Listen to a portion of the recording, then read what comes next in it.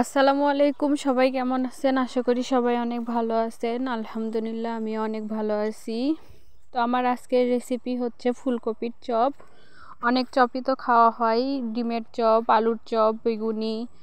তো এভাবে শীতের সবজি ফুলকপি দিয়ে ফুলকপির চপ বানালে অনেক মজা হয় খেতে।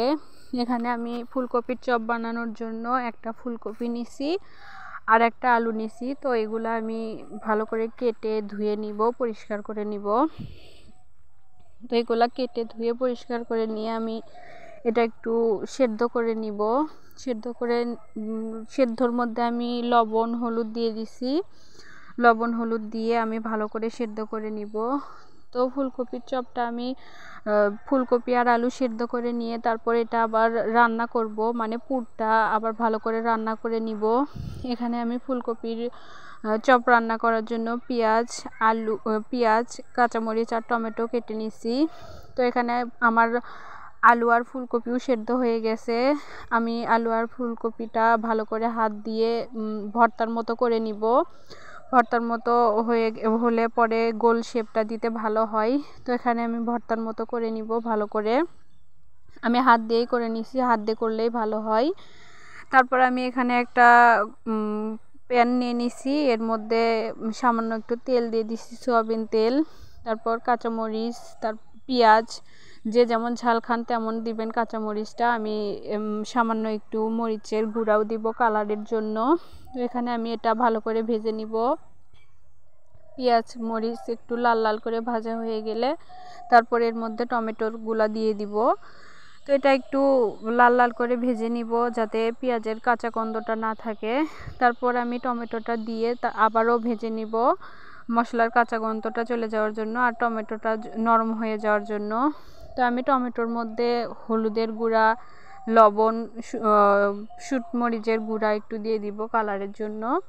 এগুলো লবণ দেওয়ার পরে টমেটোটা নরম হয়ে আসবে। তারপর আমি মশলাটা কষানোর জন্য এখানে সামান্য একটু পানি দিয়ে দিব। তারপর আমি এখানে আদা বাটা, জিরা বাটা, রসুন বাটাও দিয়ে দিব একটু একটু করে, বেশি দিলে ভালো লাগবে না, গন্ধ লাগবে। তো একটু একটু করে দিয়ে দিছি। এখানে আমি এটা মশলাটা ভালো করে কষায় নিব। নেওয়ার পরে আমি আলু আর ফুলকপি যেটা ভর্তার মতো করে রাখছিলাম সেটা এর মধ্যে দিয়ে দিব। দেওয়ার পরে আমি ভালো করে নেড়েচেড়ে মশলাটার মধ্যে মিশিয়ে নিব। তো মশলাটার মধ্যে ভালো করে মিশাতে আমার রান্নাটা প্রায় হয়ে যাবে।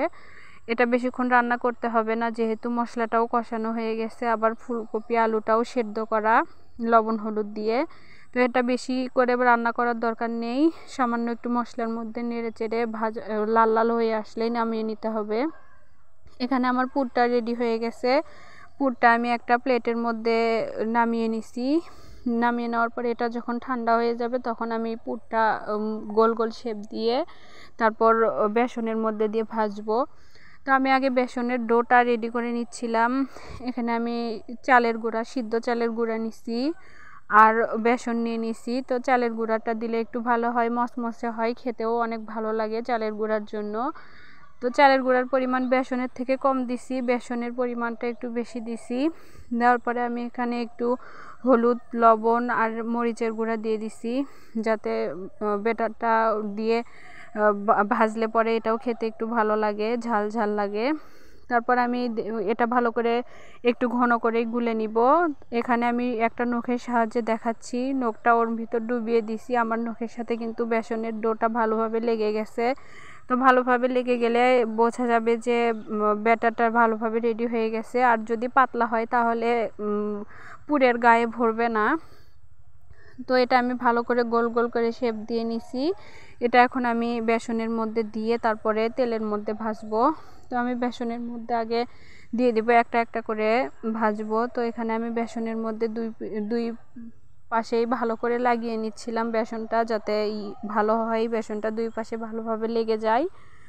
এখানে আমি মচমচে করে ভেজে নিব বেসনের পাকোড়াগুলা। তো এইভাবে শীতের সবজি দিয়ে পাকোড়া বানিয়ে খেলে অনেক মজা লাগে। অনেকভাবে তো খেয়েছেন, এইভাবে একবার চেষ্টা করে দেখবেন, অনেক ভালো লাগে খেতে। তো আমার ভিতরটাতেও অনেক সুন্দর হয়েছিল আর ওপরেরটাও অনেক মুচমুচে আর অনেক মজা হয়েছিল খেতে। আমার ভিডিওটা ভালো লাগলে সবাই সাবস্ক্রাইব করে দিবেন এবং লাইক করে দিবেন। এই পর্যন্তই, ভালো থাকবেন সবাই, আল্লাহ হাফেজ।